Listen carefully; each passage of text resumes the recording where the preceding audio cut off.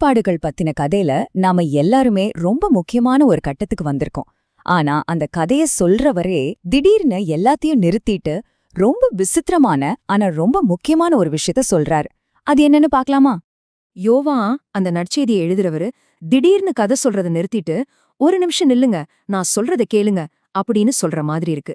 இத கண்ணால பார்த்து ஒருத்தன் சாட்சி சொல்றான், அவன் சொல்றது உண்மை, நீங்களும் நம்பணும்னு தான் இத சொல்றான்னு ரொம்ப அழுத்தமா, ஏன் ஒருவித பதட்டத்தோட சொல்றாரு. யோசிச்சு பாருங்க.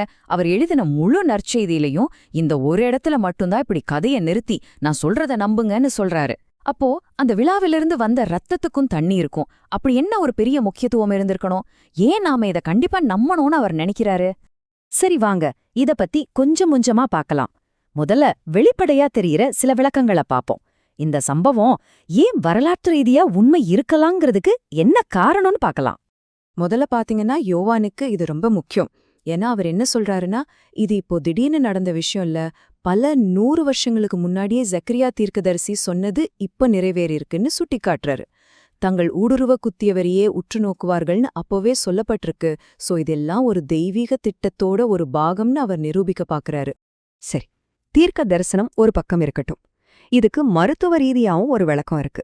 அதாவது சிலுவையில அறையிறதுனால இதயத்துக்கு பயங்கரமான அழுத்தம் ஏற்படும். அப்போ இதயத்தை சுத்தி இருக்கிற உறைக்குள்ள ரத்தமும் நீர் மாதிரி ஒரு திரவமும் சேர்ந்துடும். இந்த நிலையில அந்த ஈட்டி குத்தும்போது உள்ள இருக்கிற அந்த ரத்தமும் தண்ணீரும் ஒன்னா வெளியே வர்றது ரொம்பவே இயல்பான ஒரு விஷயம்தான்னு பல மருத்துவர்கள் சொல்றாங்க. ஆனா கதை இதோட முடியல. ஆரம்பகால திருச்சபையை பொறுத்த வரைக்கும் இது வெறும் தீர்க்க தரிசன நிறைவேற்றமோ இல்ல ஒரு மருத்துவ நிகழ்வோ மட்டும் இல்ல. இதுக்குள்ள ஒரு பெரிய ரகசியம், ஒரு ஆழமான அர்த்தம் ஒளிஞ்சிருக்கு. அது ஒரு குறியீடு மாதிரி.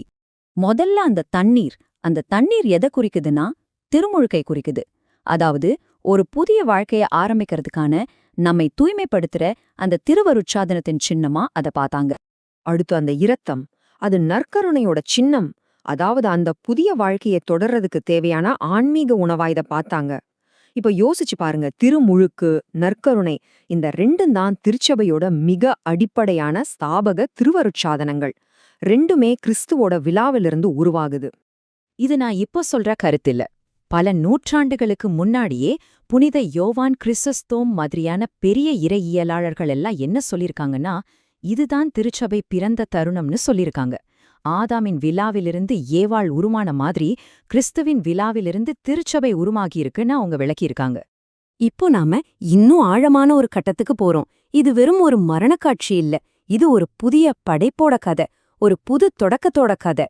திருச்சபை தந்தையர்கள் ஒரு அற்புதமான ஒப்பீட்டை கொண்டு வராங்க. முதல் மனிதனான ஆதாம் தூங்கும் பொழுது அவரோட விலா எலும்பிலிருந்து ஏவாள் உருவாக்கப்பட்டா இல்லையா? அதே மாதிரி இங்க புதிய ஆதாமான கிறிஸ்து மரணங்கிற உறக்கத்துல இருக்கும்போது குத்தப்பட்ட அவரோட விழாவிலிருந்து அவரோட மணமகளான திருச்சபை பிறக்குது. பாத்தீங்களா எவ்வளவு அழகான ஒரு ஒப்பீடு? சரி, கிறிஸ்துவின் தியாகத்திலிருந்து திருச்சபைங்கிற மணமகள் பிறந்துட்டா, இப்ப கேள்வி என்னன்னா, இவ்ளோ பெரிய ஒரு பரிசுக்கு இந்த மணமகள் எப்படி பதில் சொல்லணும்? யாரு நமக்கு அதுக்கு ஒரு உதாரணமா இருக்கிறாங்க? இறையல்ல இதுக்கு ஒரு அழகான சொல் இருக்கு, சுயமிழப்பு.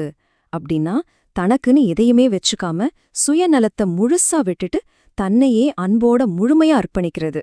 கடவுளோட அந்த சுய கொடுக்கும் வாழ்க்கையில நம்மளையும் இணைச்சுக்கிறது. இந்த முழுமையான அர்ப்பணிப்புக்கு மிகச்சிறந்த உதாரணம் யாருன்னு கேட்டா அது மரியாதான். அவங்களுடைய வாழ்க்கை ஒரு தொடர்ச்சியான மங்கள வார்த்தை அப்ப சொன்ன ஆம்ல ஆரம்பிச்சு அவங்க வாழ்க்கை முழுசும் தன் மகனோட அந்த மர்மத்தை தியானிச்சது வரைக்கும் கடைசியா அந்த சிலுவை அடியில நின்னப்போ அவங்களோட அந்த உச்சகட்டத்தை அடைஞ்சுது. யோசிச்சு பாருங்க, அந்த சிலுவை அடியில அவங்களால எதையுமே செய்ய முடியல. அவங்க முழுசா கைவிடப்பட்ட நிலையில எந்த பயனும் இல்லாதவங்களா நிக்கிறாங்க. ஆனா இறையல்லாளர் பான் பால்தாசர் சொல்ற மாதிரி அந்த நேரத்துல தான் அவங்க முழுமையா தன்னைய அர்ப்பணிச்சு கிறிஸ்துவோட பரிசை பெற்றுக்கொள்ள சரியான பாத்திரமா மாறினாங்க. அதனாலதான் அவங்க திருச்சபையின் முன்மாதிரியா இருக்காங்க. அப்ப பாத்தீங்கன்னா, ஒரு படைவீரன் செஞ்ச கொடூரமான வன்முறையான ஒரு செயல், ஒரு மரணத்தின் காயம், அது எப்படி ஒரு வாழ்வின் ஊற்றா மாறுது பாத்தீங்களா? திருச்சபையோட பிறப்பு கதையா ஒரு காயத்திலிருந்து அருள் பாயிர ஒரு அற்புதமா மாற்றப்படுது. இது நம்மையும் யோசிக்க வைக்குது. இந்த ஒரு சின்ன சம்பவம் ஒரு படைப்புக் கதையா பார்க்கும்போது தியாகம், புதிய தொடக்கம், இத பத்தின நம்மளோட பார்வை எப்படி மாறுது? நம்ம வாழ்க்கையிலையும் சில நேரங்கள்ல ஏற்படுற முடிவுகள், இழப்புக்கள், தியாகங்கள், அது எல்லாமே ஒருவேளை சக்தி வாய்ந்த புதிய தொடக்கங்களா இருக்குமோ?